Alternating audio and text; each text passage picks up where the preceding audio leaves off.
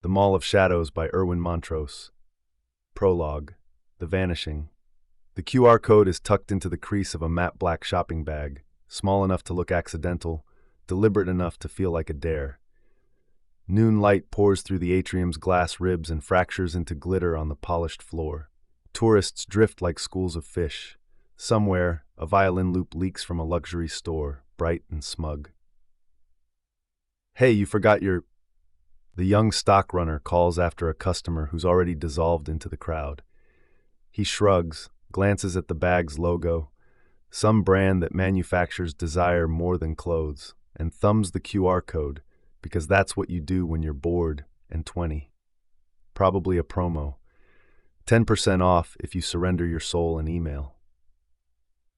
The phone screen blinks, goes white, then spools a black command prompt, like a relic from a time when computers hissed. A line types itself. The strike begins.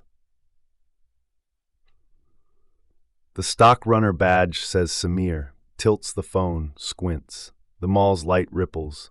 One bank of LED panels over the atrium hiccups, just a single stutter, like a skipped heartbeat, and resumes selling diamond-edged perfumes to people who collect identities the way others collect stamps. A prank, a weird one, maybe a viral campaign for some grimdark streaming show. He tries to scroll. The page won't budge.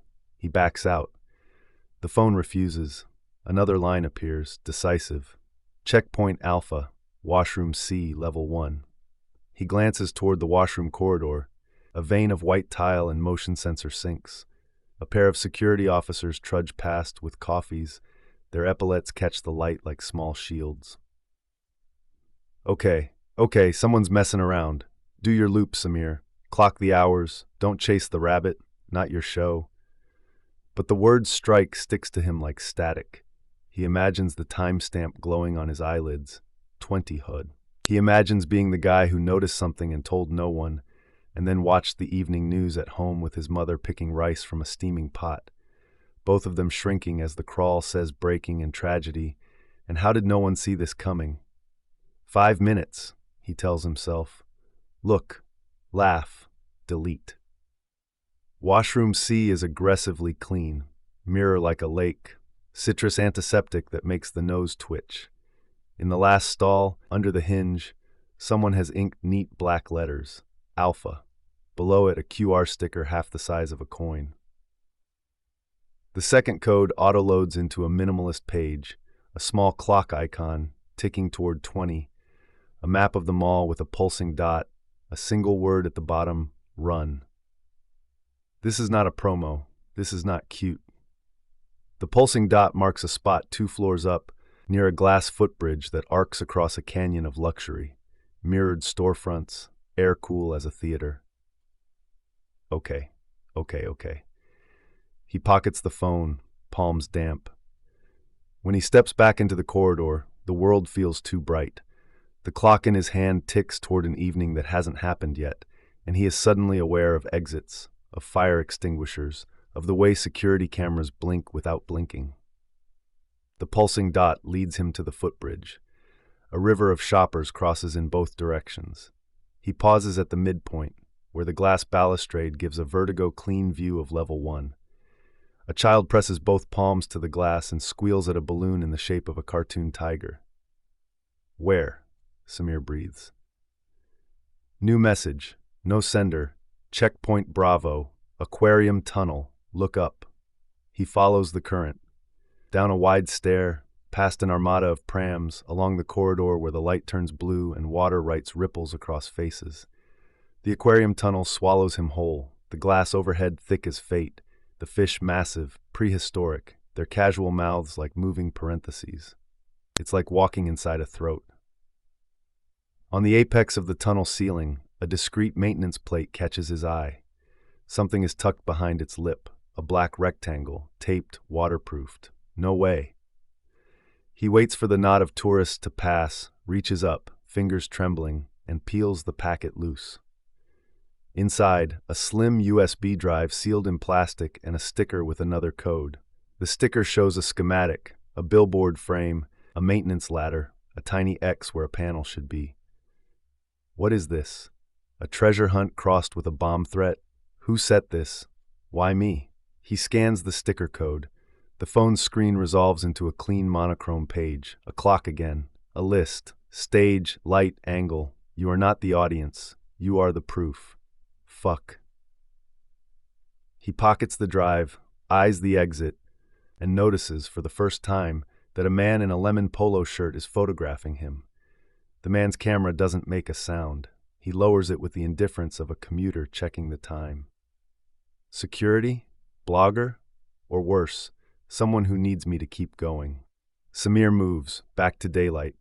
The mall's atrium blooms around him, a basilica of retail faith. Overhead, the LED screens are vast as night skies. For a heartbeat, static washes through one, a gray snow that doesn't belong to this century. Most people don't look up. Digital distortion. A black banner flashes. The martyrs rise at 20. Then perfume again. Lips, watches, a yacht that may as well be a spaceship. Hey, Samir says to the nearest guard, a woman with a braided bun and a patience like granite. Ma'am, there was a message on the screen, and I found, look. He fishes the USB from his pocket, the plastic sleeve glinting like contraband. Sir, if you found a suspicious item, please step with me. We'll take your statement. Her colleague materializes, smiling like a lid. They guide him toward a door marked staff only. Air pressure changes. The music dies, replaced by industrial quiet. A small office. Table, 2 chairs, a wall monitor displaying a checkerboard of camera feeds. The guards, Officer F. Ali and Officer S. Qasim, log his details, scan the USB for tampering, bag it. Thank you, Officer Ali says. We'll handle it from here. No, you don't understand. It's a clock. It's a route. I'm inside somebody's game. There was also a code and a washroom mark Alpha and the aquarium packet. Sir, please remain available. We may call you if we need a follow-up. They're not dismissive. They're careful. Bureaucracy is a way to keep your pulse down. They escort him back to the door. The atrium's sound returns like surf. Go back to folding shirts, count belts, pretend this isn't happening. Another message, same void sender. Checkpoint Charlie, Service Corridor 12. Bring the bag. What bag? The matte black shopping bag, the one with the first code, is gone from the office table where he set it. Not bagged, not logged. Gone. They took it, or someone lifted it while I blinked. He swivels, scans faces. A man rearranging the stack of lookbooks in a window. A woman staring with remarkable focus at a display of sunglasses. Lemon polo, again, in the reflection of a mirrored pillar, angling himself like a sundial. Nope, I'm out. He isn't out. He heads for Service Corridor 12 because he's 20 and human, and a sentence like "you are the proof" is a hook with a barb. The corridor breathes cool and smells faintly of cardboard and citrus cleaner. Fluorescent light hums. A camera dome blinks red. Halfway down, a maintenance panel stands ajar. A strip of matte tape holds a folded card to the inside. He peels it free. Charlie, it says in clean block letters. Below, do not call the police. They are part of the show. Who writes that? Who assumes he hasn't already? Who knows so intimately how this place breathes? He turns. No one. The corridor bends and swallows its own sound. When he faces the panel again, the folded card's reverse is visible, the ink smudged as if licked by a careless thumb. 3 words, not block printed, but handwritten, sure and fast. Run at 1959. Digital distortion, faint heartbeat glitch. The math is simple. The stage is set for 20. The instruction is to move 1 minute before a violent idea becomes blood. Invitation or warning? He looks at the camera dome. He imagines someone behind it, measuring him. Who are you? It is not a question for an answer. It's a way to make his mouth feel real. Another message. No number, no name. You are seen. Keep going. There are people in the mall with entire futures that smell like cinnamon buns and aftershave. He pictures his mother adjusting a headscarf in the mirror. He pictures the evening news howl. Okay. He slides the card into his pocket, steps back into the artery of commerce. The brightness stings after the fluorescent corridor's anesthesia. Every sound is too crisp. Even the coffee grinders sound like gears. Overhead, in the upper mezzanine, Lemon Polo leans on a rail like a man watching a busker.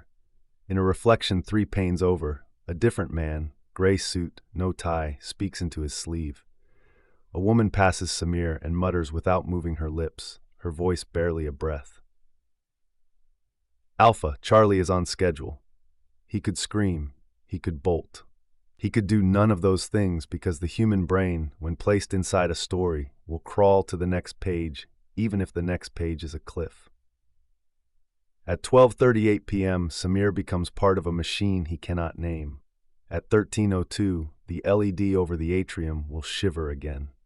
At 14:15, a woman in a white dress will leave a bag under a bench by the ice rink and forget it. At 16:47, a billboard will blink and whisper in a language most people here do not read. At 19:59, vow.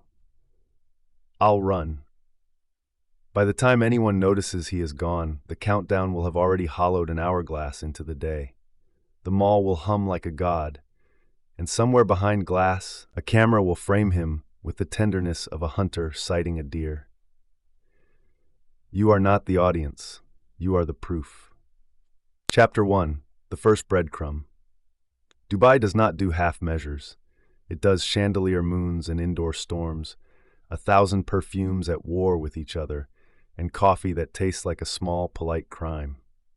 I'm supposed to be on holiday, 2 weeks to remind myself what people do when they're not trying to stop the world bleeding out in slow motion. I was good at leaving things behind. Resignations, allegiances, names. I was less good at leaving the habit of looking. From my table I can see a section of the atrium like a cross-section of an anthill. Tiers of movement, each stream with its own weather. A boy begs for a macaron in Japanese and gets 2. A couple poses with the kind of watch you buy to feel inevitable. The phone I shouldn't have with me, my old number routed through too many relays to be anything but paranoia, vibrates against the saucer. No caller ID, no country code, just a message pulverized to essentials. If you value a life, go to Washroom C, Level 1. Ask for Alpha. Come now.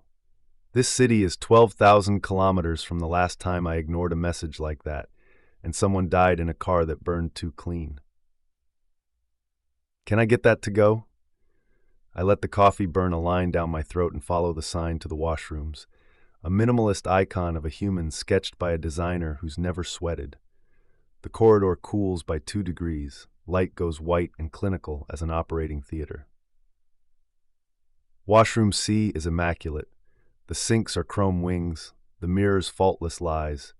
2 men soap their hands as if auditioning for a hygiene video. No one looks at anyone. That's one of the gifts of wealth. You inherit a talent for not seeing.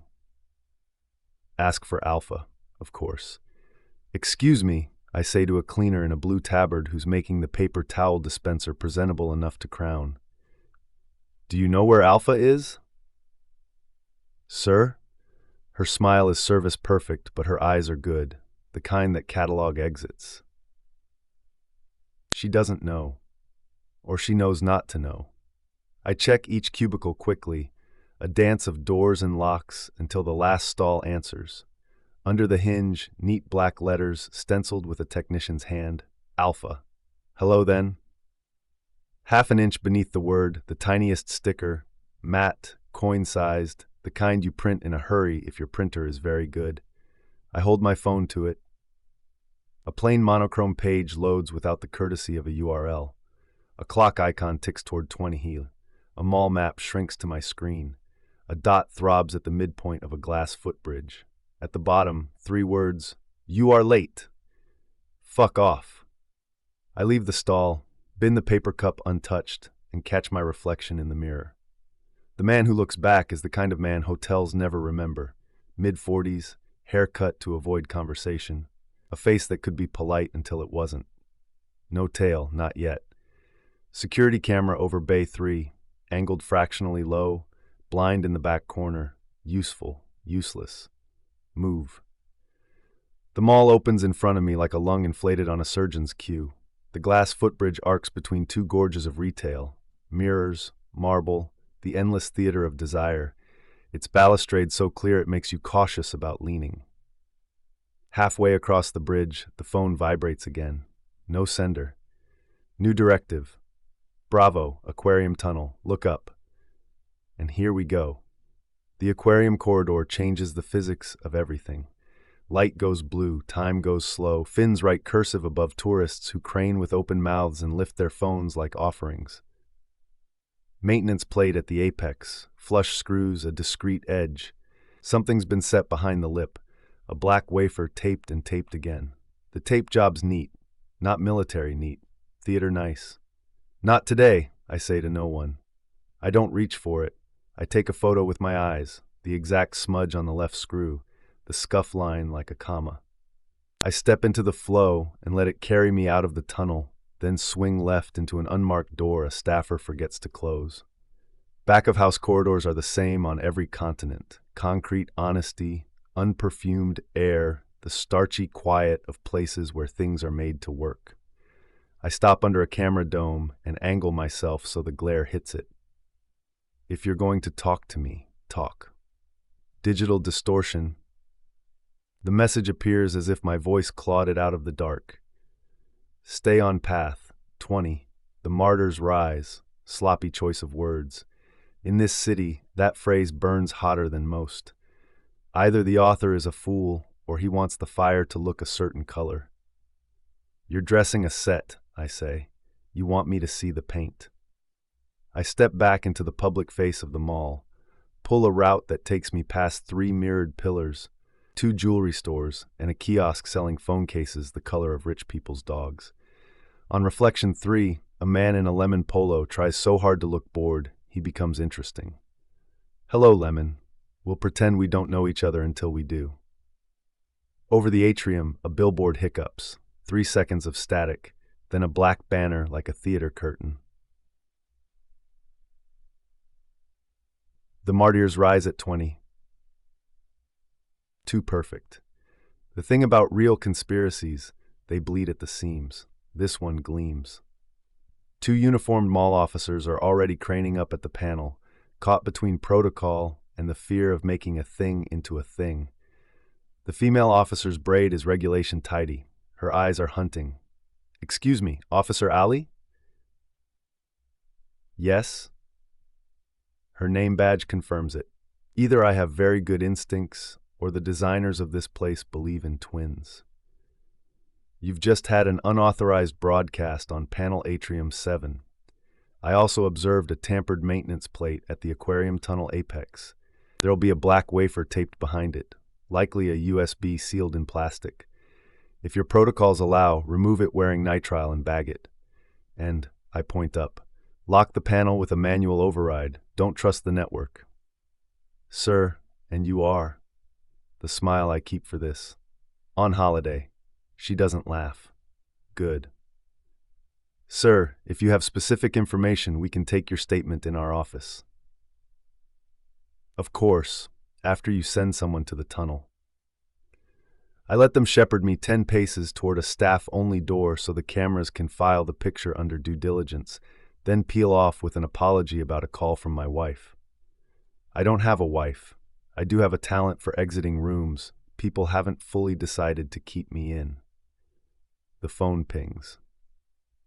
Service Corridor 12. Bring the bag. What bag? In the reflection of a watch boutique, Lemon Polo stands where my line of sight will find him and rotates his wrist like he's checking the time. It's a signal so old-fashioned it's nearly sweet. I ignore him out of basic respect. Corridor 12 is an artery buried under the makeup. Cardboard smell, floor wax, the gentle predator's purr of refrigeration units behind walls, food courts pretending not to be factories. Half-open panel, strip of matte tape holding a folded card inside. I angle it with a knuckle. Charlie, block letters. Reverse side, wet ink smudge and 3 words in a hand too practiced for pranksters. Run at 1959. A minute early. That's not drama, that's tradecraft. You leave the room before the blast wave knows it owns you. You're not trying to stop an event. You're trying to make sure I witness it. You are the proof. Of course I am. Think on it. I pocket the card and re-enter the mall proper. The light hits different after fluorescent, like surfacing too fast and refusing to get the bends. On the mezzanine rail 2 stories up, Lemon Polo becomes more interesting by trying to be less so. 20 meters to my right, a woman in a white dress studies sunglasses as if she's hypnotizing herself. Both of them are part of someone's math. I ride the escalator, step off, and without looking like a man who follows anyone, I follow Lemon Polo by not following him at all. I choose trajectories that force him to choose me. He obliges. He lingers at a window where a mannequin wears a suit so sharply cut it might nick the air. Lovely watch, I say, still looking at the glass. Gift, he replies in English with no country attached to it. Internal, clock, thumb callus on the side from shooting or gaming, hairline fade done with discipline. Shoes you can run in, disguised as something you'd never sweat in. Tell whoever's writing these cards to hire a dialect coach, I say, continuing to watch the mannequin. Real militants don't use martyrs like that. Not here. Not in that context. It screams theater. I'm just a man admiring a suit. And I'm Santa. I walk away first. He doesn't follow. That tells me more than if he had. Delta, Fashion Avenue Billboard Maintenance Hatch, Panel 7B. Bring what you found. I haven't touched the aquarium packet. The maintenance team will. But whoever's choreographing this believes I did. Good. Let them plan around a ghost drive. It gives me room. 2000. Theatrical language. Too perfect glitch. A live audience. We're building toward a public act. One clean enough to sell to headlines. The only question is whose headlines. Fashion Avenue is a temple polished until it forgets its origins. The air tastes like ice and money.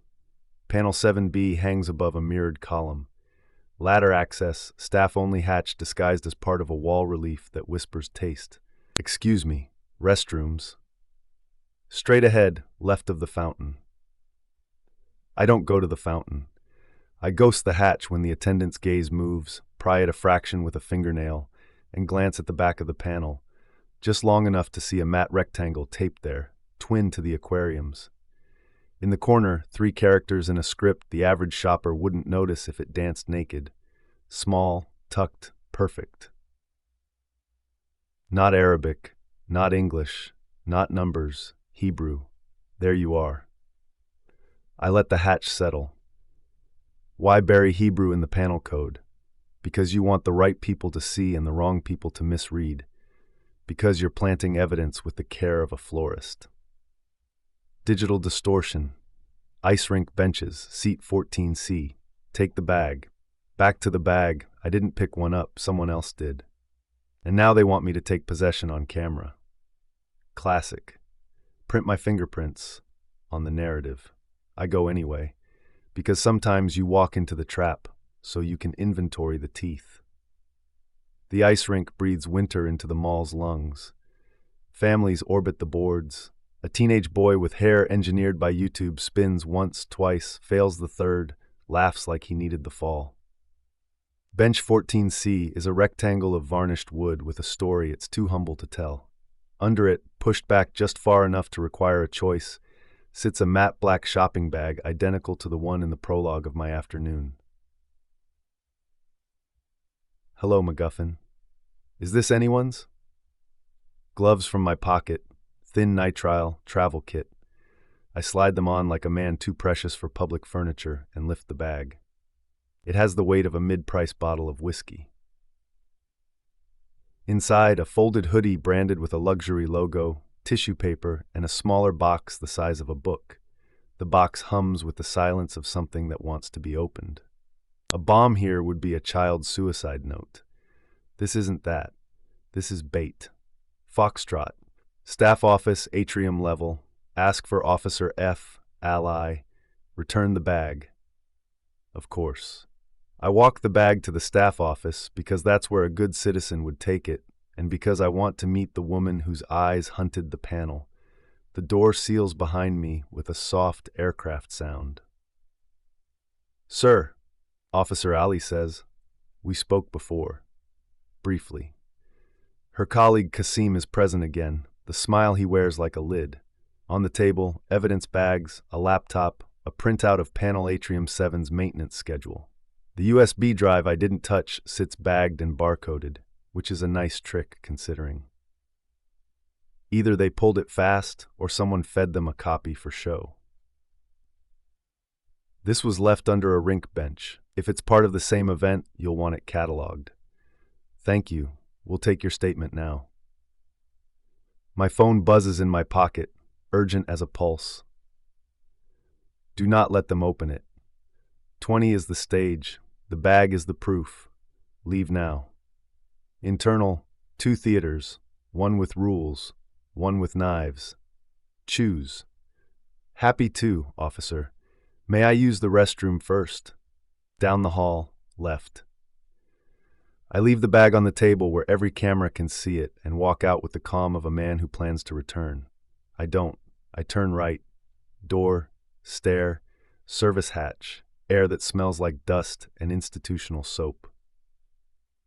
You want me on a leash, I'll use your leash to measure the room.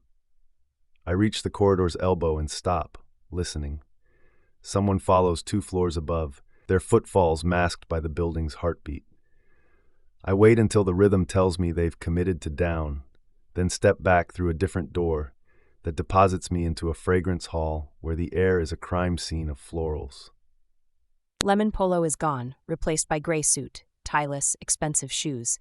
He's speaking without moving his lips, the sound a microgust against his sleeve. I watch his reflection instead of his face. His eyes are on Panel 7B's reflection in a column. He's counting. So at least 2 watchers, at least 1 coder, a bag as prop, a clock for theater, and a message written in the wrong Arabic to frame the right enemy. Dinner. Sunset. Shunti. Atrium. Be early. I'm already here.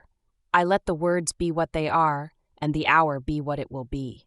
There's a kind of freedom that comes with a clock. It promises that indecision has an end. You're on holiday, Daniel. You promised. Yes, I promised to stop bleeding. I didn't promise to watch someone else do it. I pass a mirror and see the man I've been pretending not to be.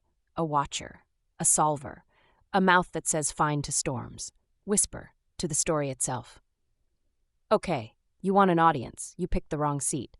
The paint on the word alpha was still wet, and the message I'd just read promised blood before sunset. Chapter 2, Graffiti Lies. The washroom corridor still stinks of antiseptic, but now the letters scream back at me in black. The martyrs rise at 20 Huad. They're sprayed across white tile in a hand too clean, too deliberate. No run marks, no lazy overspray. Whoever did this had time and protection. Militant graffiti in Dubai Mall? That's suicide. Cameras watch every piss break. Security crawls over this place like ants on honey, which means this was staged. The Arabic is wrong. The phrase would pass for authentic if you didn't care about nuance, but I do. The dialect is off, the word order clunky, like it was cribbed from a machine translation and slapped on a wall by someone who's never prayed in Arabic in his life. Sloppy fucking job. Sir, please don't touch that. Security has been called. She backs away, clutching her mop handle like it's a weapon. I can't blame her. This message isn't for her. It's for me, or for the cameras. 2 mall officers barrel in, radios clipped to their shoulders. Officer Kasim leads with bravado. Officer Ali follows with sharper eyes. They glance at me, then at the graffiti, then back at me like I'm part of the fucking paint. Sir, step away now. I didn't write it. But you'll want to know this isn't what it looks like. Here it comes.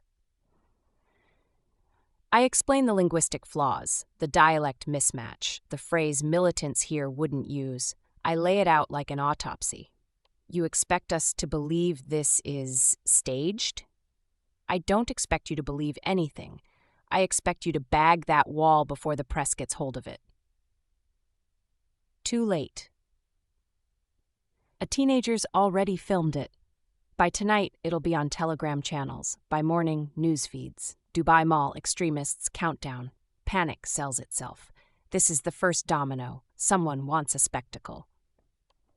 Ali radios for a forensics team. Kasim hovers, his suspicion as loud as his cologne. They don't cuff me, but they don't exactly let me walk either. Sir, stay here until we clear this section. No, if you hold me, you'll lose your best lead. I shoulder past, ignoring Kasim's barked protest. The corridor spits me into the main mall artery where crowds are starting to ripple. Confusion feeding fear. A woman whispers, "Terrorists," too loud. A man drags his family toward the exit. The phone buzzes again. Another message, cold and clinical. Checkpoint Bravo, Aquarium Tunnel, look up. Of course, they're keeping me moving. Breadcrumbs for the obedient dog. Fuck you, I'll follow, but on my terms. Blue light swallows me. The tunnel is a cathedral of glass and water. Fish the size of small cars drift above. Indifferent gods in slow motion. Tourists ooh and ah like they're in a church of consumer wonder. Where's the next lie? And then I see it. Tucked high above, behind the maintenance plate. Another wafer, another gift-wrapped piece of theater waiting for me to touch it. They're not hiding evidence. They're planting it, right in front of thousands of witnesses. Chapter 3, Digital Ghosts. The first billboard flicker hits like a migraine. A perfume-ad woman in diamonds, yacht slicing through impossible blue, stutters.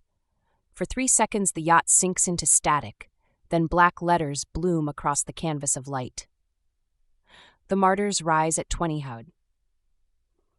3 seconds, just enough for eyes trained to see. Too short for the average shopper hunting discounts. When the diamonds reappear, no one screams, no one runs. The mall breathes on, unaware its skin just cracked. That's the point. A warning only for the watchers, a stage direction.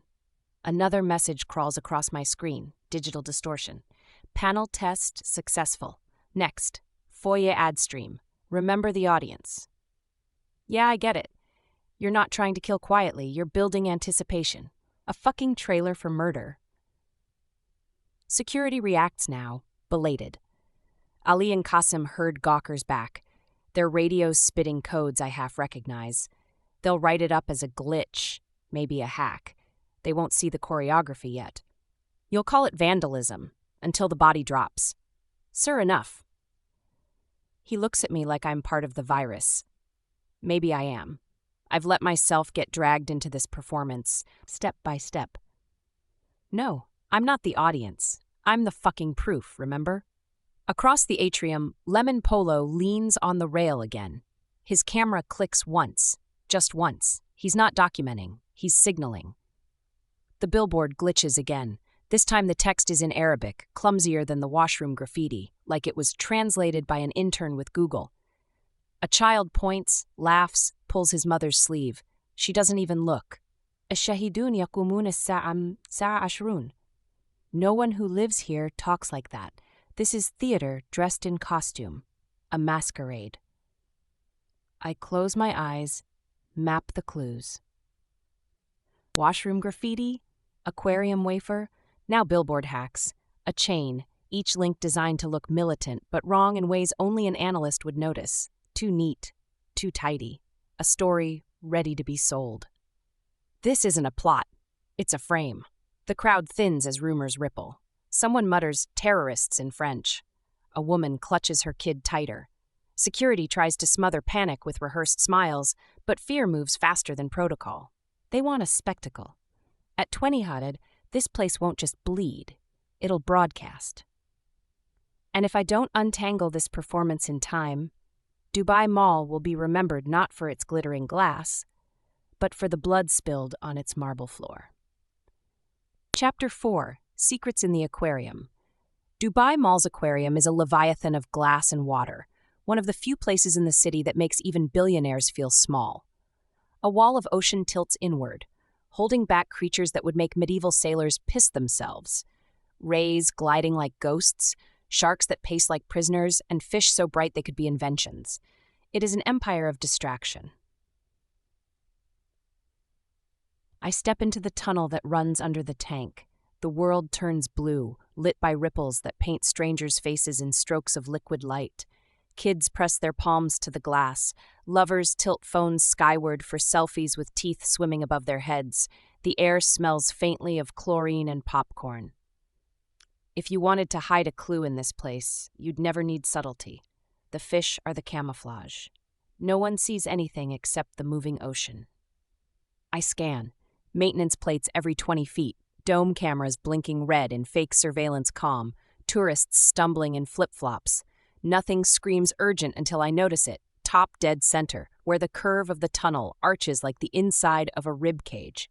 A small rectangle taped to the lip of a panel. Matte. Waterproofed. Barely noticeable unless you were hunting. Hello again? Another wafer. Another breadcrumb. I wait. Timing is everything. Tourists shuffle past, jaws open, too busy narrating their own wonder to notice me scanning ceilings. When the crowd thins, I slip into the gap, phone already in hand. The sticker on the wafer loads a page instantly. No browser, no trace. Just a clock ticking toward 20 hod and 3 words in stark black. Stage, light angle. Below that, a schematic of the atrium. Highlighted in red, the position of one billboard, its angle of view, its sightline. It is a sniper's diagram masquerading as an advert layout. Jesus Christ. It's not about a bomb.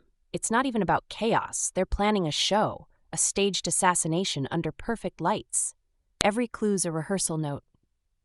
A backpack brushes the glass near me. I jerk, palm hovering toward my coat.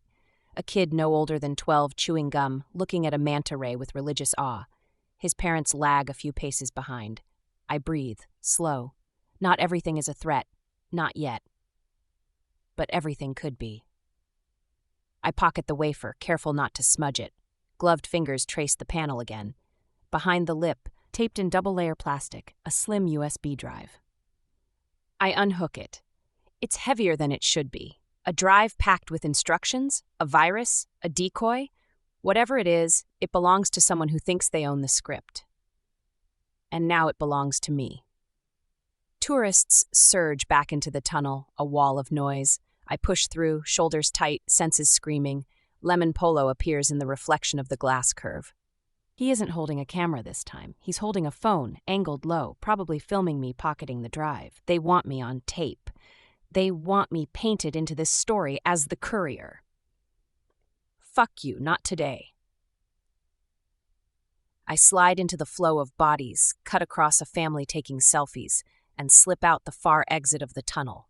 Behind me, the glass glows blue, as if the sea itself is watching me run. Section 2, back of house. The service door beside the aquarium is marked staff only. No one looks when I push through. It's amazing what you can get away with if you walk like you belong. Inside, the mall's veins are stripped bare. Concrete, fluorescent hum, pipes sweating condensation. I need a quiet spot. I need to know what's on this drive. A cleaning alcove, unlit, suffices. I pull a pocket laptop from my bag. Old, dented, anonymous. Plug the drive in. Distortion. The screen spits out a single file, a video. Resolution low, timestamp this morning. I play it. The footage shows the atrium. Same billboard as the schematic, same angle. But this isn't live feed. It's rehearsal. 3 men move like shadows across the mezzanine. One assembles a rifle with board precision. Another adjusts a camera tripod. The third paces like a director blocking a scene. They're choreographing an execution. They're building it like theater. Light, angle, audience. The camera pans to a still image of the target. A middle-aged man, suit too formal for a shopping trip. A diplomat. The foreign minister from a Gulf state, if my memory's right. His face is marked with a red circle, dead center chest. Fuck, fuck. If he dies here in Dubai Mall under a banner screaming martyrdom, every fragile negotiation in the region shatters. That's not collateral damage, that's design. Section 3. The Tail. I slide the drive back into my pocket and step into the corridor. My instincts twitch before I even see him. Lemon Polo, leaning against a wall as if waiting for instructions. His eyes catch mine, hold a second too long, then he peels away. He wants me to follow. Not this time. I pivot, head for another exit. He shadows anyway, 30 feet behind, mirrored in chrome signage. Always visible, never close enough to touch. A leash. If they're recording me, I'll write my own fucking script. Section 4. The Warning. Back in the atrium, my phone buzzes again. Do not give them the drive. Run at 1959. They need you in frame. So now I have two directors, both screaming at me to hit my mark. Congratulations, I'll improvise. I push into the throng, the USB heavy in my pocket, the billboard above humming like an eye.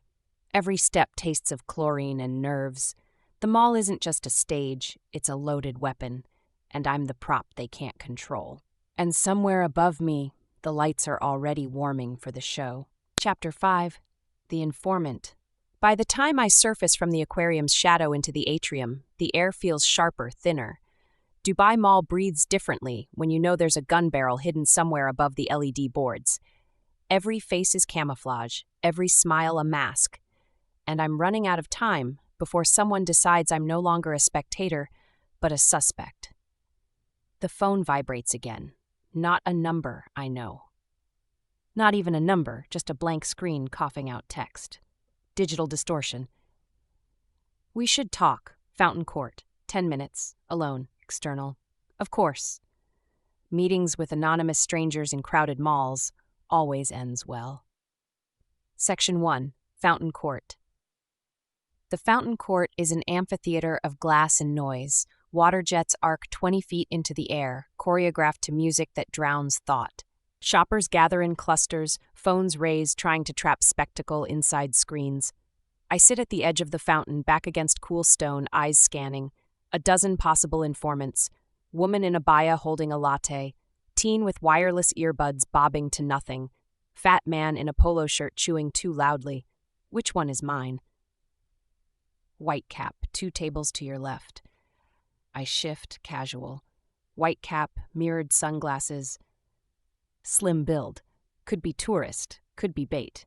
He raises his phone slightly, not to film, but to show me something. A single image flashes on his screen, the foreign minister's face circled in red. He knows, or he wants me to believe he knows. Section 2. First contact. Don't turn. Keep your eyes on the fountain. Steady, protagonist. Then why invite me? Because you've got something they need. The drive. Don't give it to them. Another fucking director for the same play. I sip my coffee, watch the fountain explode into spray. Whitecap's reflection shimmers in the water, fractured, untrustworthy. Who's they? You already know. The flag is false. The actors are trained. Mossad.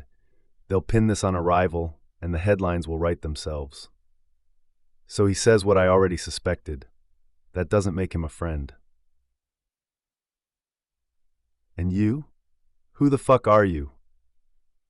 Think of me as a conscience, someone who doesn't want war sold like fast food in this mall. He slides a folded flyer onto the table between us, glossy, printed, propaganda style. It shows a militant slogan in Arabic layered over a photo of the mall atrium. Picked up a souvenir? Planted. Everywhere. By nightfall you'll see dozens. Proof for the cameras. Convenient. Too convenient. Section 3. The offer. Keep the drive safe. Don't hand it to mall security. Don't hand it to anyone. At 1959, get out. Survive. That's your only job. And what? Let them shoot a minister on center stage? You can't stop it. The machinery's already in motion. You can only choose not to be ground up in it. Fuck that. If I wanted to survive quietly, I wouldn't be here. I lean back, let the fountain spray mist my face, and catch a detail in his mirrored sunglasses. Over his shoulder, Lemon Polo again, watching, waiting, recording. You brought a tale. No, they brought me. He stands, smooth as a dealer finishing a hand, and vanishes into the crowd. Lemon Polo drifts after him, camera raised. And just like that, I've been played again. Section 4, Ambush. Security surges around the fountain, officers moving with forced calm. People notice. Panic spreads like spilled ink. Phones rise. Hashtags are born. Sir! You need to come with us. Not a chance. I push through the chaos, slipping between strollers, ducking under a swinging shopping bag. The USB burns in my pocket. Every billboard hums like it's waiting to betray me. They want me in custody. They want me on camera. They want the drive documented in my hand when the bullet flies. Not fucking happening. Section 5. Escape into service corridors. A door marked staff only gives, barely locked. I slam through. The mall's roar collapses into industrial hum. Pipes, concrete, disinfectant. My lungs taste of dust and adrenaline. Informant or bait doesn't matter. He delivered the next step. Don't trust anyone, and don't give up the drive. But the truth is already obvious. If Mossad set the stage, then every clue is theater. And I'm not the audience. I'm the actor they've been rehearsing for. And the next scene is going to be bloody. Chapter 6, Corridor Chase. The service corridor swallows me like a throat. Concrete walls, fluorescent light buzzing like hornets, and the faint scent of disinfectant over sweat. It's the kind of place the public never sees, arteries that keep them all alive. Here, the glamour peels away. I've been here before. Not this mall, not this city, but back of house is universal, empty enough to echo, crowded enough with cameras to never feel alone. I take a left. My phone buzzes, another message, digital distortion. Run. They're behind you. Cold, and there it is, not paranoia, presence. Section 1, the tale revealed. I glance into a convex mirror at the bend of the hall. Reflection warps, but the figure is clear. Lemon Polo. No phone this time, just hands loose at his sides, posture predatory. Persistent bastard. I run, not panicked, controlled, enough to test him. Behind me, his steps lengthen. The corridor amplifies every impact. Trained, he's no tourist. Section 2, the maze. Service corridors here run like veins under a city, some locked, some open, some marked with codes in Arabic and English, others only staff would read. I duck into a side hall. This one stinks of cold storage, boxes stacked waist high. Plastic wrap crinkles under my shoulder as I pass. My shadow stutters under broken fluorescence. I could hide, ambush him, or I could keep moving and bleed him of stamina. He's not slowing. Ambush it is. Section 3. I slip into a gap between pallets, crouch low, heart steady, not racing. Years of practice, waiting to pounce. He stops just outside the gap, silent, listening. The kind of silence that tells you the other man's trained too. Fuck. He's hunting, not chasing. I don't wait. I explode from the pallets, shoulder first. He's faster than I expect, pivots, and the knife's already flashing. Drop it! We hit the floor hard. My elbow smashes his wrist. The knife clatters, skids under a freezer unit. He drives a knee up. Air bursts out of me. Trained. Definitely trained. I headbutt him once. He reels. Just enough space to draw. Don't. He freezes, hands half raised, not scared, calculating. You're making a mistake. Try me. Section 4, the extraction. Voices. More footsteps, reinforcements. Lemon Polo smiles like he knew they'd be here. Too many. I can't hold this corridor. I kick him hard in the chest, enough to drop him, and sprint the opposite way. The corridor narrows. I push through a metal door, slam it shut, bolt it. Behind me, fists pound. Ahead, a stairwell. Keep moving. Always keep moving. Section 5. The catwalk. The stairwell spills me out onto a maintenance catwalk above the mall's ice rink. Below, families skate, laughter echoing like glass bells. Above, I'm in shadows, steel mesh under my boots. I crawl low. One slip, and I'm the evening's entertainment. I reach a junction box, open, wires exposed. Someone's been here. Sabotage. They've rerouted CCTV. The rink is a blind spot. They're sweeping. I yank a loose wire, sparks jump. It'll flag maintenance, maybe delay them. I keep moving across the catwalk until I hit another door. Section 6. The message. Phone buzz again. My hands shaking, but not from fear, from anger. Keep the drive. They need you to be seen. Or die. The same fucking script. Always 9:59. Always this performance. Not your actor. Section 7. Cornered. Two silhouettes block the hall. Broad, confident, moving in unison. Operatives. Their suits scream normality. Their eyes scream kill orders. No way back. No way forward. I dive into another side door. Storage, shelves stacked with linens and cleaning supplies. Cramped. They're right outside. I wait. 30 seconds. A minute. Shadows under the door. They don't push. They're waiting me out. Good. Let's see how patient you are. Section 8. The narrow escape. At the back of the room, a vent low to the ground. Big enough if I squeeze. I shove supplies aside, wrench it open. I crawl, ribs scraping, the USB biting into my pocket. Ahead, a faint glow. I push until I spill into another service corridor, empty for now. Alive, still free, for now. But the chase isn't over. I'm being herded. Every corridor, every shadow, every clue, they're driving me toward the atrium, toward the stage, and I know it. And when the curtain finally rises at 20 Hond, they'll want me front row, painted guilty under their spotlight. Chapter 7. The Diplomat's Shadow. By the time I shake the dust of the service vents from my clothes, I've circled back toward the brighter arteries of the mall. Shoppers swarm past, oblivious to the chase that nearly broke me. Above the perfume haze and luxury branding, the LED boards hum. Calm now, but I know they'll flicker again. They're waiting for their showtime. This isn't random. They've been funneling me like cattle. Every turn of the corridors, every message, they're herding me toward the stage. The question is, who's meant to bleed in front of this audience? Section 1. A familiar face. The answer arrives dressed in tailored navy wool. He's surrounded by aides, security flanking him with the subtlety of wolves in suits. I know that face. I've seen it on briefing documents, dossiers, televised summits. The foreign minister of a Gulf state, visiting dignitary, smiling as though the cameras love him and the knives don't exist. Of course, he's the star, the target. One shot in this atrium and the region burns. Peace talks fracture. Everyone loses except the people who thrive on chaos. Shit, it's him. Section 2. Recognition. I fall into step with the crowd, pretending to window shop, but my eyes are on the entourage.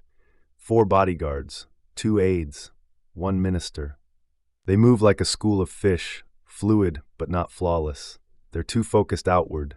No one's watching above. A sniper's dream. Perfect lines of sight from those billboards. The atrium's architecture isn't an accident. It's a kill box with chandeliers. My phone buzzes again. Don't save him. Leave the stage before 20. Your survival is enough. Fuck you. Section 3. The false security. The minister pauses at a high-end jewelry store. Glass cases sparkle with diamonds. Shoppers fawn. Security staff hover but don't block view lines. The minister chuckles at a sales pitch, his face reflected 10 times in mirrored displays. He has no idea he's framed already. By morning, his death will be painted as an extremist act. Mossad's fingerprints wiped clean, replaced with a convenient enemy's. I edge closer, pretending to admire cufflinks. The USB in my pocket weighs heavier with every heartbeat. The video rehearsal. the schematic, the circled face, evidence screaming louder than my conscience. They're gonna kill you, and you're shopping for diamonds. Section 4. The warning attempt. I try. Against instinct, against better judgment, I try. Tell your minister his life's in danger. Someone's planning a hit at 20. Atrium level. Step back, sir. You don't understand. Back, now. Hands push me away. The entourage flows on, oblivious. I fade into the crowd, jaw tight. No one listens until the first shot lands. Section 5. Above the atrium. I take the escalator up, higher, scanning angles. From the mezzanine I see it clear. The billboard schematic in my head matches the real view. The red circle on the minister's chest is no metaphor. It's geometry, light, stage, angle. They rehearsed it, perfect backdrop for the world's cameras. On a service gantry near panel 7B, a shadow shifts, subtle, precise, not maintenance, not casual, a man with intent. Got you. Section 6. The net tightens. Digital distortion. Don't interfere, 959. Walk away or die. As if survival ever mattered to me. They've underestimated one thing. I don't take orders, not anymore. I pocket the phone, eyes fixed on the minister's entourage below. They drift toward the atrium's center, positioning themselves unknowingly under the kill zone. The curtain's nearly ready, the stage dressed, the actors in place. And the minister doesn't even know he's already standing in the crosshairs. Chapter 8. The false flag exposed. They taught us to look for patterns, to read the breath between sentences. In tradecraft, a false note is never a mistake. It's the fingerprint of the forger. Today, the forger had been sloppy in ways only someone who used to read dossiers could smell. You don't plant a narrative across a city without leaving something that doesn't quite fit. They wanted noise. They wanted a chorus. But somewhere, a single instrument played the wrong chord. I go back to the schematic in my head. Stage, light, angle. The rehearsal footage, the wafer stickers, the planted flyers, all of it points the same way, and yet each piece bears tiny errors. The dialect in the graffiti, the 3-second ad glitch, the flyer's slogans that didn't match any group I knew. Small slips, when stitched together, begin to map an anatomy of deception. Check data pipe, panel metadata, stream 07 Bravo. Look at offset, 3 seconds. Finally. I duck into a quiet corridor by the architecture studios, a place of blueprints and bad coffee, and set my laptop on a discarded plywood table. I plug the USB in again. This time I don't watch the video. I open the raw files. The banners, the ad frames, the metadata. Everything that can be read, I read. Ad frames have headers. Streams have handshakes. Even a hacked billboard leaves a trail. An IP handshake, a server bloom, a registry string. Whoever hijacked the LED panels tried to be clever. They routed through proxies, then through a rented media account. But proxies are a roadmap. You just need to read it in reverse. At offset T in one of the ad stream dumps, there's a microburst of data. Not an image, but a tiny packet. 3 characters repeated like a watermark in a file. Shin Lamed Nun, whisper protagonist, Hebrew. Not a translation, not a token, a signature. Someone stamped it there deliberately, like a jeweler scratches initials into silver. It's the sort of thing an operator does when they want to check that their operation propagated correctly to distributed signage. They inject a test code that can be read downstream. Most operators use innocuous alphanumerics. This one used script. And here's the rub. They used it in a way that was visible only to people with the means to dig into stream headers. It's a mistake for anyone trying to frame a rival, because it points straight back to the origin, however disguised. That's not a tactical error, I say aloud. That's arrogance. I cross-reference the packet's relay timestamps with the rehearsal video. The same watermark appears in the rehearsal files, the ones showing men at the gantry, assembling kit, rehearsing sightlines. Whoever filmed the rehearsal didn't scrub the metadata. They left their signature. Internal? You don't rehearse an assassination and then leave a signature unless you think you control the narrative completely, which means whatever agency we're dealing with believes itself above exposure. I pull up the flyer images I grabbed from the fountain bench, magnify, expand. Under the grain, in the gloss, the slogan looks like Arabic, but the syntax is wrong. Indeed, like a Google translation. Overlay the AdStream watermark and shift opacity, and a second layer glows in plain sight. Hebrew letters slashed and tucked into the design like a watermark. They're framing it and signing it at the same time. Why? To be absolutely sure their actors get the right narrative. To make their tools traceable only to those who would know where to look. A private signature meant to be read by the sender's internal chain, not by the public. Or it could be the arrogance of a cell who believes their work is invisible. I sit back, the LED of my laptop washing my face in pale blue. This isn't a single crime. It's an operation with logistics and rehearsals and clean exfil points. Someone has engineering skill, plausible deniability, and an appetite for a public spectacle. Mossad-style tradecraft fits that profile. Surgical strikes, layered deception, and the capacity to stage theater without leaving immediate fingerprints. And they wanted the world watching, I say. But the watermark is a breadcrumb.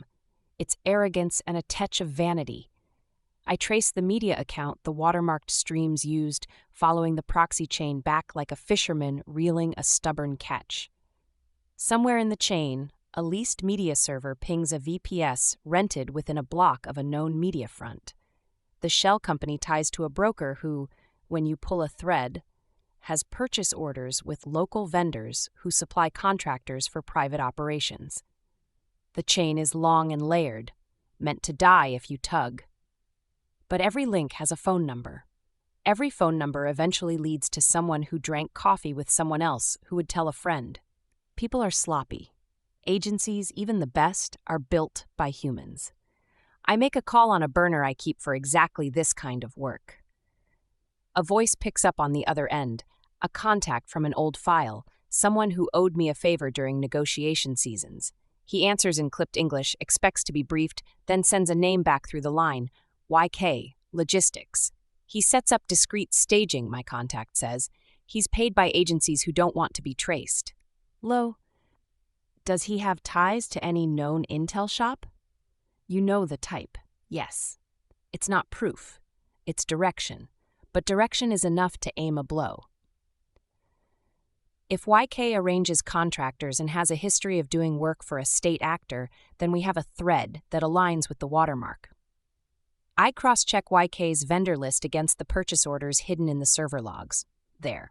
A contractor with a terse name. A registered address in Tel Aviv. A payment trail that smells like official credit. Internal. Not conclusive, not yet.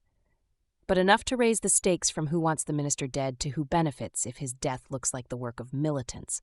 The latter gives motive. Motive is a political animal.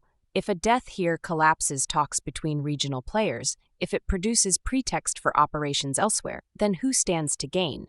The architecture of consequence arrives with the signatures. Somebody is building a chessboard and moving a pawn into a public bloodbath. They know. Stop. Tensed. Tense. Who? Who knows? I don't have time to parse the sender before another data stream spills into my screen. The rehearsal footage again. But this time an alternate angle I somehow didn't see earlier, a GoPro clipped under the billboard rail. In the corner of the frame, a badge peeks mid-reel, a tiny ID stitched inside a coat. I blow the frame up until pixels become dust. 3 letters are clear. Shin, be lamed, internal. The confirmation lands like a stone. Hebrew letters adjacent to Arabic glyphs, a deliberate overlay. It's a multilingual signature, a false flag within a signature. Someone wanted the ad to scream Arabic to the casual eye, while the real author left a Hebrew breadcrumb to coordinate behind their own curtain. This is not sloppy. This is theatrical cruelty. They will burn a man to stall diplomacy and then lean back, satisfied, as capitals erupt in fury. They will watch while the world rewrites scars into reasons. I'm done pretending I'm ignorant. I close the laptop, zip it into my pack, and stand. The atrium will be full in hours. The minister will be in the wrong place at the wrong time. I have enough to call a journalist, someone outside the immediate loop who can make noise that doesn't come from a state channel. But noise is a double-edged sword. Leak this, and you start an information cascade. Leak nothing, and the world executes the script the perpetrators have written. They've built an operation that frames its enemies and signs its work for insiders. Exposing them will not topple the machine. It may only force them to change tactics. But the alternative, doing nothing, turns me into an accessory. I dial the number I promised myself I'd never use in an emergency, a reporter I once met in a courthouse corridor, a woman who treats facts like scalpel blades and isn't scared of the flap of bird wings when a story takes off. She answers on the second ring. You need to get to the atrium, now, and bring a camera crew. Don't trust security to do this. Give me proof. I send her the rehearsal clip, the watermark frames, the metadata dump. Don't explain. Let the data speak. If she runs, the world will have a real story, not the neat narrative our perpetrators have been mixing in the market. If she doesn't, then I will have to find another way. I stand on the mezzanine looking down at the minister as his entourage crosses the atrium. The lights above glint like stage lamps. The billboard panels are quiet for now, but I know the seconds they hide like teeth. They want a show. I'll give them one. But not the show they wrote. They'd signed their work in the margins. Now it was time to rip the margins out and let the book bleed. Chapter 9, Countdown at the Atrium. The atrium is a cathedral of glass and commerce. Luxury banners hang like stained glass windows. LED boards glow steady but predatory, and the polished marble floor mirrors a crowd swelling by the minute. It feels like the world has been invited to sit front row at its own disaster. Every detail hums with intent. Every smile hides unease. And the clock in my head screams louder with every breath. 1945, 1955. Section 1. The Minister Arrives. The foreign minister's entourage slides into view. His aides chatter, pretending it casual. His bodyguards form a perimeter too neat to be effective. They're looking outward, but never upward. Perfect geometry for a kill shot, a stage, a star, and an oblivious audience. The minister waves to a cluster of tourists who recognize him. They grin, pose, snap photos. In one reflection, I see it clearly. The red circle from the rehearsal footage overlays perfectly with his chest. Same angle, same light. Jesus, you're walking into your own execution. Section 2. The build-up. At exactly 1956, the first billboard hiccups. Not obvious, a single frame drop, barely noticed. But I see it. It's a test. The martyrs rise at 20. 3 seconds, same as before. Enough to seed panic into whoever's paying attention. Not enough for the public to notice. The fuse is lit. Section 3. The sniper's nest. I move to the mezzanine above the atrium. My eyes track the schematic in my head line by line. Panel 7B, the rehearsal angle. And there, shadows ripple behind a service grill. A glint of steel. Movement too precise to be accidental. Rifle. Confirmed. Showtime. I duck low, slide behind a column, and peer through the mirrored reflection of a storefront. The shooter is setting up, calm, professional, hidden in plain sight. Not on my fucking watch. Section 4. The crowd reacts. Digital distortion. The martyrs rise at 20. The mall erupts. Shouts in English, Arabic, Hindi. Terrorists, someone screams. Security rushes to calm the masses, but panic has its own momentum. Exactly what they wanted. Confusion, chaos, cover. Section 5. The race to 1959. The phone vibrates violently in my pocket. Run at 1959. Do not interfere. Fuck you. I weave through the crowd using panic as cover. Security is focused on calming civilians. No one notices me climbing the narrow service stair toward the gantry. My palms sweat, my lungs burn. 1 minute to curtain. Section 6, the confrontation. I burst onto the catwalk behind panel 7B. The shooter is there, black fatigues, headset, rifle resting on a bipod aimed clean at the minister's chest. He doesn't flinch when I appear. You shouldn't be here. Neither should you. We grapple, steel biting my palms. He's strong, trained. The rifle spins between us, muzzle flashing dangerously toward the atrium. Below, the minister's guards finally notice the commotion, shouting, scrambling. Farrell thought, if he pulls that trigger, peace dies. If I fall, so do I. Section 7, the breaking point.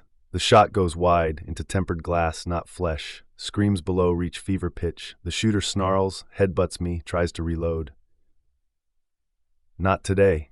The weapon's gone. The crowd surges like a storm. The minister is dragged by guards toward a side exit, alive but shaken. Saved, for now, but the show isn't over. Section 8, the curtain call. The shooter wrestles free, dives back through the service grill. He doesn't look afraid. He looks satisfied. You think you won, but the story's already written. He's right. The footage will circulate. Screenshots of panicked crowds, slogans plastered across LED boards, the chaos of the atrium. By morning, headlines will scream the version they planted. Militants in Dubai Mall, assassination attempt, fear spreading. The truth is buried under theater, and I've just been written into the script. The bullet missed the minister, but the false flag had already landed. Chapter 10, the confrontation. Sirens breed in the distance like a storm trying to remember where to land. Inside, the atrium is a ruptured hive. Shoppers corralled toward exits, security shouting procedure into the wind, and the LED boards finally quiet, sated as if they've eaten their fill of fear. The bullet missed. The minister lives. But the story they wanted has oxygen, and a lie with oxygen outlives the truth by miles. If I don't tear out the engine that's pumping it, they'll simply reload the narrative and try again. Panel 7B's catwalk bleeds into a narrow maintenance spine that zigzags behind the billboards and drops into the service levels like a spine of steel. That's where the shooter vanished, into the vertebrae. No running at 1959, no exits. We finish this. Section 1. Descent. The hatch he slammed isn't locked, just wedged. I pry it up with a maintenance key stolen from a hook 2 floors back. The spine opens, a dim corridor of conduit and cables, too narrow for comfort, too perfect for a trap. Come on, then. He's close. Not sprinting, not fleeing, pacing. Buying time for the exfil clock to tick down. Internal. If I were them, I'd stage the chase, pull me off the mezzanine, thus pivot to the exfil route. Service corridors, freight lift, loading dock, van with plates older than the truth.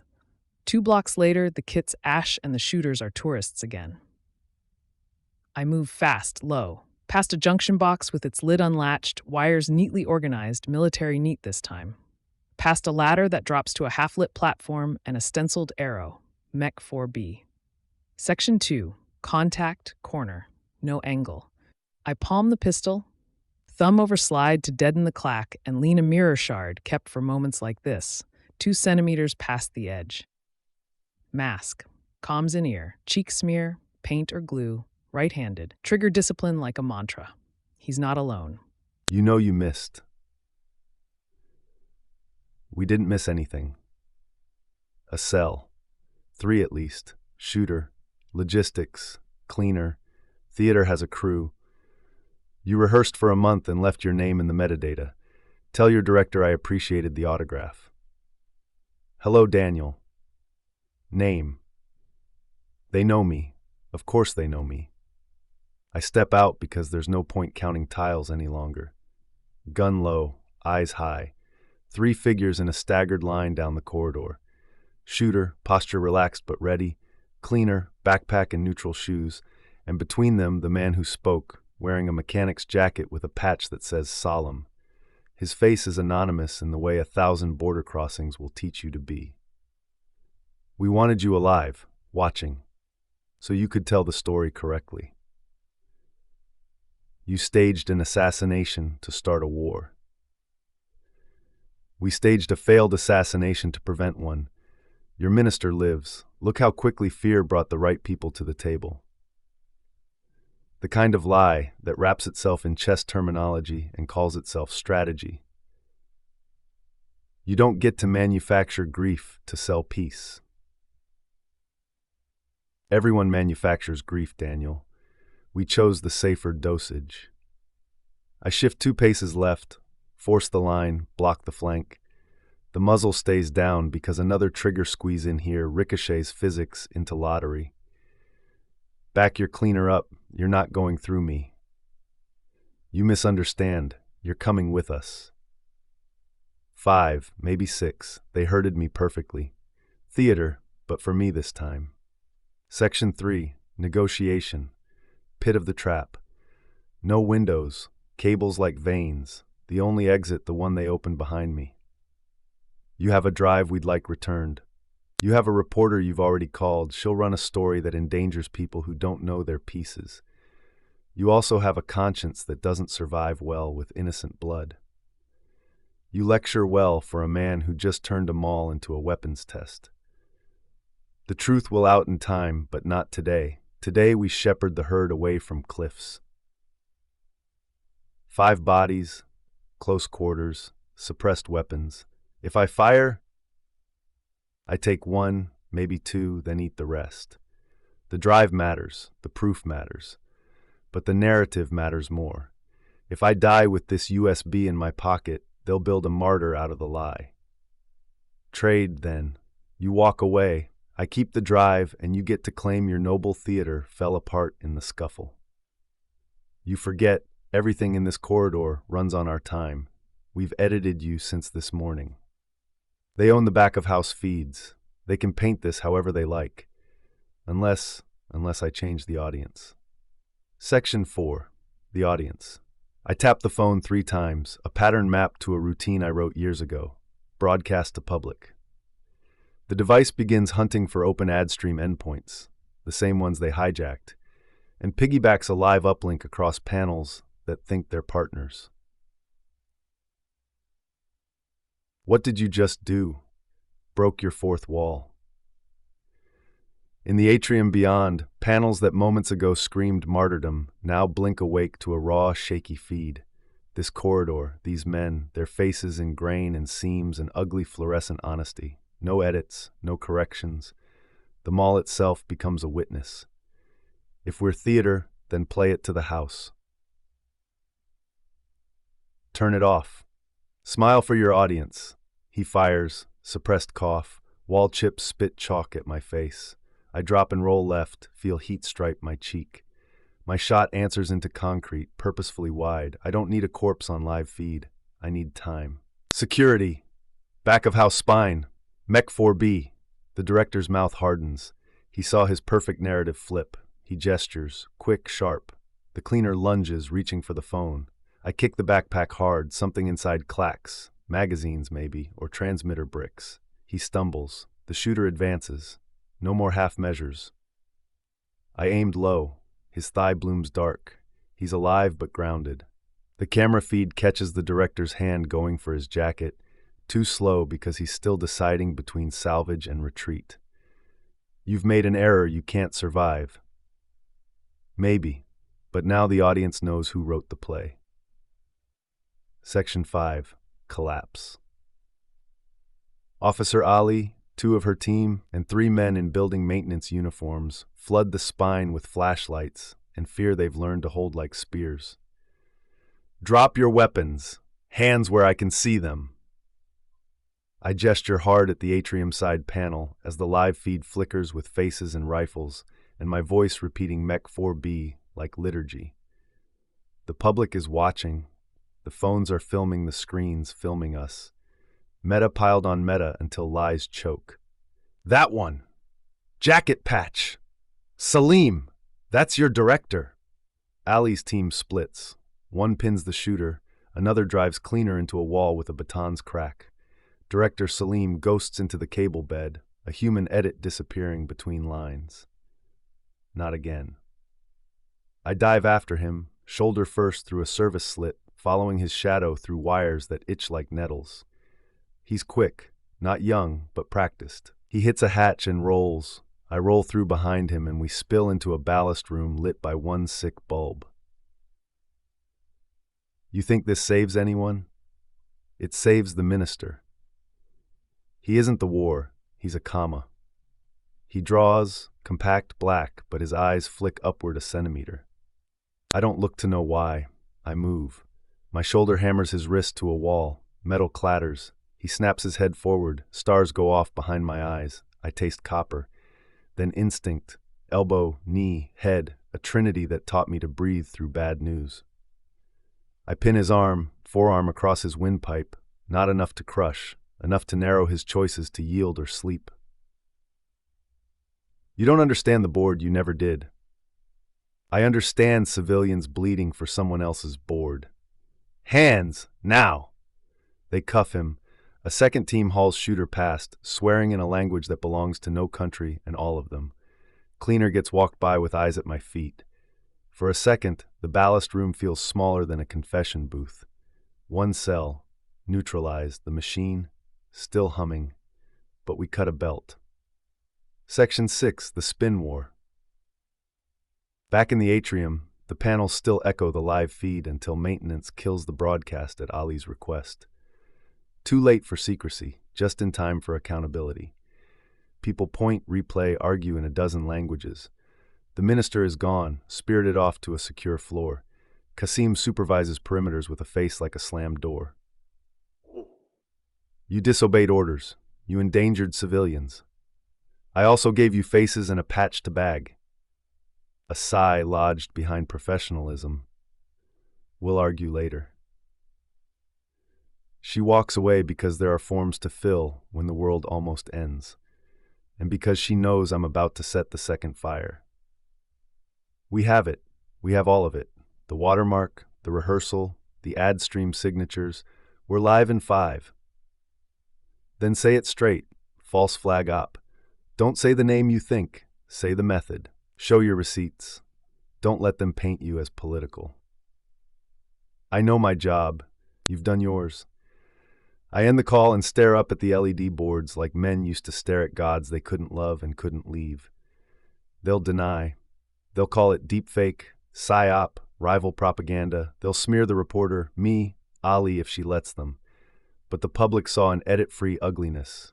Once you see it, it breeds skepticism like mold. Section 7. Aftermath in motion. Paramedics wheel out a tourist who fainted. A child clings to a stuffed tiger with dried tears making salt roads on his cheeks. A cleaner mops up coffee no one will drink. The mall exhales, hovering, almost human. You look like someone used you as a doormat. I've had worse welcomes. Nod toward my pocket. Give me the drive. If I hand it over, chain of custody puts it into a process where lawyers and diplomats file it into a graveyard. If I keep it, they call me an obstructionist. If I duplicate it, you'll get a copy. Bristle, then acceptance under fatigue. Fine, don't disappear. In a quiet corner of a staff office, I clone the USB onto 2 encrypted sticks. One for Ali's evidence bag, one for the reporter. The original goes into a pocket I've stitched for items that need to survive sudden baths and sudden betrayals. Section 8. Quiet knives. Before they take the director to a quiet room where lawyers will smoke the truth until it's a ghost, he asks for a word. Ali allows 3 feet of space and no more. You didn't win anything. You prolonged something worse. I prolonged the part where people don't die for your storyboard. A small almost Kyle. You still believe in people. That's why you're useful to us, and dangerous. He's right about one thing. Belief hurts. But it's the only thing that makes the world survivable. Section 9. The choice. I step onto a service balcony no one visits unless they fix things. Through the glass ribs of the atrium, I can see the city glitter like an instruction. Be rich, be loud, be more. The Burj cuts a blade into the night. Leak everything and watch embassies blister. Leak nothing and trust a system that has a PhD in forgetting. The reporter will run. She promised receipts, not ideology. Ali bagged bodies.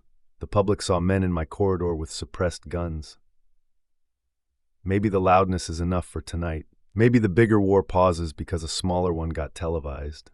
Maybe I just delayed ugliness, moved it to a new room with new lighting, to the dark, almost a prayer.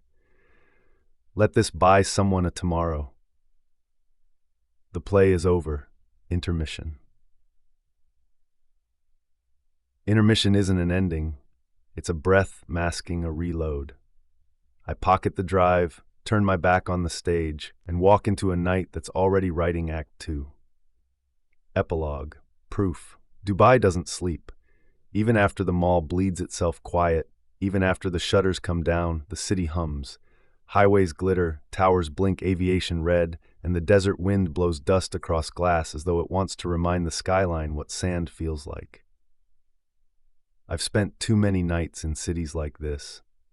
Places that think they're invincible because the lights never die. Places where truth gets traded like stock, rising and falling depending on who owns the microphone. The reporter kept her promise. By midnight, the rehearsal clip, the watermarked streams, the raw metadata were all live. Not speculation, not commentary. Evidence. Anchors stumbled through disclaimers, officials dodged questions, embassies issued statements wrapped in silk and poison. But the footage played on loop, ugly in its honesty. They can deny, they can smear, but once 1 million people watch a man chamber a rifle above a shopping mall, you don't erase that with a press release. Section 1, Loose Ends. The minister survived. His office thanked alert security measures and refused questions. Ali filed her report and buried the sharp edges in language like incident under investigation. Qasim glared at me as if I were the incident. The shooter bled but lived. The cleaner vanished in transport, slipped cuffs, maybe a door left open. The director sits in a cell with walls that look solid but probably leak like sieves. He'll trade silence for extraction before the week ends. The machine protects its pieces. That part hasn't changed. Section 2, the cost. I ride an empty metro car at 3 in the morning. The mall's marble shine still haunts my eyes. On the seat opposite, the USB drive reflects neon from tunnel lights. It feels heavier than it should, as though truth has mass. One drive doesn't stop a war, but sometimes it delays one. Sometimes it makes people hesitate before they pull a trigger. That hesitation is worth something, even if it never makes the news ticker, even if tomorrow someone else tries again in another mall, another city. Section 3, the unfinished story. My phone buzzes one last time, no number, no sender, just 4 words. See you in Vienna. Another act, another stage. They're already writing it. But tonight, Dubai Mall still stands. The minister still breathes. And the audience, for once, saw through the curtain. I'm not the audience. I'm the proof. And I'm not done yet. The end. Thank you for listening. Please subscribe, ring the bell, and tell your friends about my listening library.